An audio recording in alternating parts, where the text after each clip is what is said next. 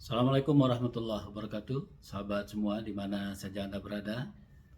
Kembali saya di ujung pekan ini di hari Sabat menemui sahabat semua dengan harapan kita sehat walafiat dan dilindungi Allah Subhanahu wa taala.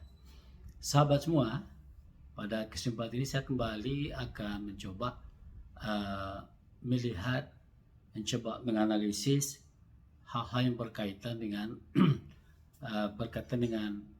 apa yang dilakukan oleh Jokowi dan Egy Sujana, kemudian Damai Hari Lubis tanggal 8 Januari di Solo di rumah Jokowi. Kemudian sejalan dengan itu saya juga akan melihat bagaimana perkembangan sidang citizen lawsuit di KIP, kemudian ahli yang ditampilkan oleh trio RRT. Nah, sahabat semua, sebagaimana kita ketahui tanggal 8 Januari itu Egy Sujana dan Damai Hari Lubis berkunjung katanya bersilaturahim ke rumah Jokowi di Solo. Nah, kemudian dia tidak minta maaf dan segala macam di sana. Tetapi hal yang menarik adalah kehadiran Egy Sujana dan Damai Hari Lubis di rumah Jokowi itu. Di sana juga sudah ada pengacara Jokowi dan bahkan ada juga penyidik dari Polda Metro Jaya. Nah, jadi ini mengundang pertanyaan masyarakat. Kok ada pula penyelidik dari Polda Metro Jaya di sana? Siapa yang suruh datang dia ke sana? Jadi artinya apa?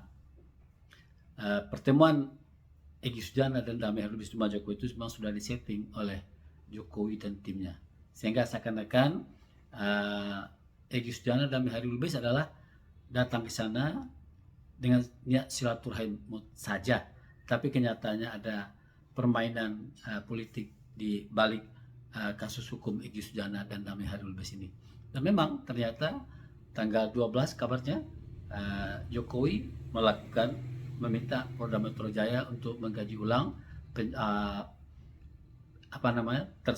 tersangka dua ini menjadi bebas dari sangkaan. Jadi kemudian tanggal 13 Egy Sujana dan Damai Hari Lubis juga mengajukan RJ ya, Restoratif Justice ke Polda Metro Jaya. Alhasil tanggal 15 Egy Sujana bebas dan dia berangkat ke Malaysia. Kemudian Egy Sujana dengan bangga dia berdiri di depan mobil VW-nya berwarna merah dan seakan-akan dia lepas dari jeratan.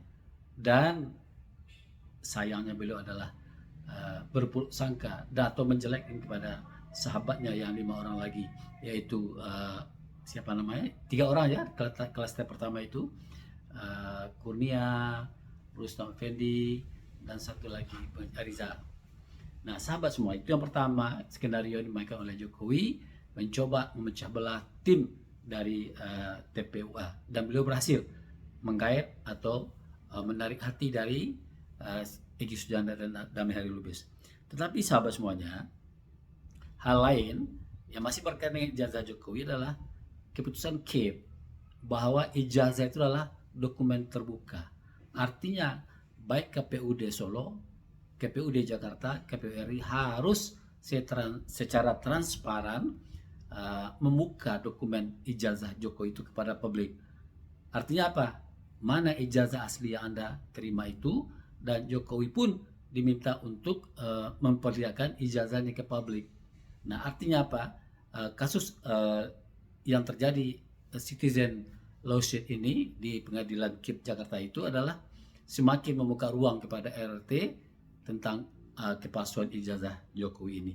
Dan mungkin Jokowi akan menghindari kasus ini sampai ke pengadilan, karena mau tidak mau Jokowi harus hadir di pengadilan nanti untuk membuktikan, memperlihatkan ijazah keaslian itu.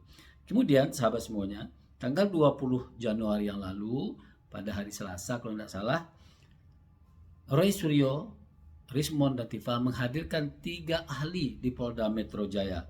Masing-masing yang ditampilkan adalah ahli komunikasi, yaitu guru besar di komunikasi Erlangga. Beliau terlibat langsung dalam pembuatan Undang-Undang ITE itu. Nah, nama beliau adalah Heri Subiakto. Yang kedua, RRT juga menghadirkan Profesor Tono Saksono. Ini adalah ahli forensik. Dan yang ketiga, mereka menghadirkan Profesor ahli saraf dari Erlangga. Nah, itu Profesor Zainal Muttaqin. Nah, ketiga-tiganya mensupport, mendukung apa yang dilakukan oleh Roy Suryo CS. Dan itu adalah hal yang wajar dalam akademik. Jadi sahabat semuanya, di sisi lain, para pendukung Jokowi, para termul, relawan Jokowi selalu mengatakan ijazah Jokowi itu adalah asli. Dan yang lebih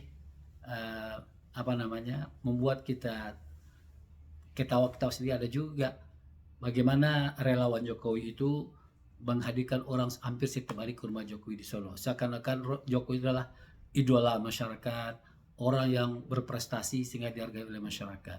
Jadi sahabat semuanya, saya melihat kasus ijazah Jokowi ini akan berlangsung lama dan pihak RRT siap untuk melakukan konfrontasi sebisa mungkin, selama mungkin, berapapun maunya Jokowi, mereka akan ladeni.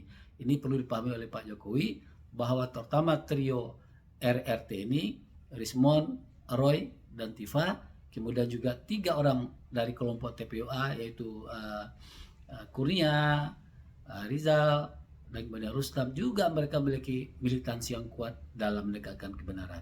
Jadi sahabat semua, kita berharap akan terbuka sejelas-jelasnya apa sebenarnya ijazah Jokowi ini, apakah palsu atau asli tapi orang yang lain yang punya. Demikian, assalamualaikum warahmatullahi wabarakatuh.